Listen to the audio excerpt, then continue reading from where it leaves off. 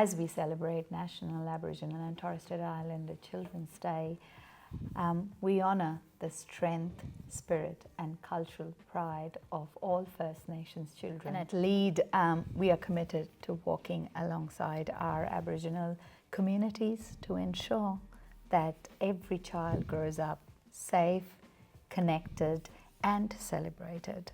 So Paul, it's a real privilege for me and for LEAD to have you with us today and to reflect on what this day means and how we can continue to support the future generation.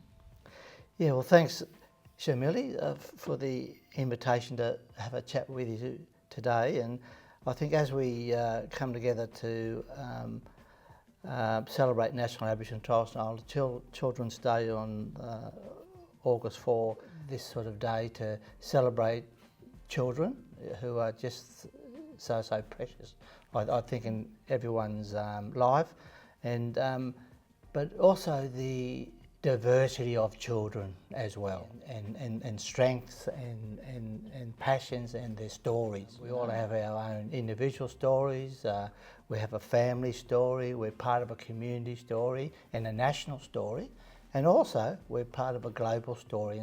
And so when we come together to celebrate National Aboriginal and Torres Strait Islander Children's Day, I often think about it in that broader context, you know, and I think children are just central to it all. And hopefully, as a family, community, and so on, that we can make sure that all the care and support is there from birth, as children are born into families and continue to develop and grow, and through the various life stages, all the relevant support and other care and development sort of there to help them sort of grow into adults, and because our children of today will be our future leaders and teachers and nurses, and then particularly as adults we have that role to be not only a parent or a carer but we're teachers and mentors and guides for our children coming forward. Yeah, so it's just a very special time, I think. Reinforce that sort of Aboriginal cultural identity and spirit. It gives through that identity and connecting with family, community and country, it just strengthens people, and people, our children through that process will be hopefully be more confident to engage and learn and do well in life, I think. Yeah. And what do you think, Paul, organisations like LEAD can do better to walk alongside Aboriginal communities in a respectful way to support children's well-being and particularly supporting their cultural identity? What can we as an organisation do better?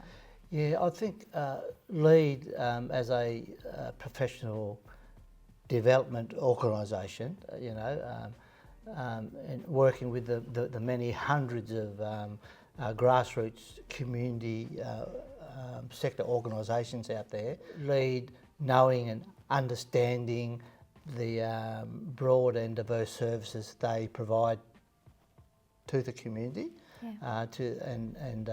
and having that knowledge, being able to engage and customise LEAD's professional development services and programs to help those organisations meet some of their goals and of their various programs that they might be delivering, basically. So it's about equipping the community sector workforce people with the various skills and knowledge and confidence to be able to do their job to the best of their abilities. Better support our future generation leaders. That's for sure. That's right. Absolutely. One of the things that, Paul, we focus in our work at LEAD is to equip our sector and practitioners with strategies and tools to have children's voice embedded in programs that they deliver. And you'll be pleased to know that on the 16th of September, we have organised to facilitate a Children's Voice Symposium in partnership with some key stakeholders. And our purpose for the day is to bring best practices from the sector.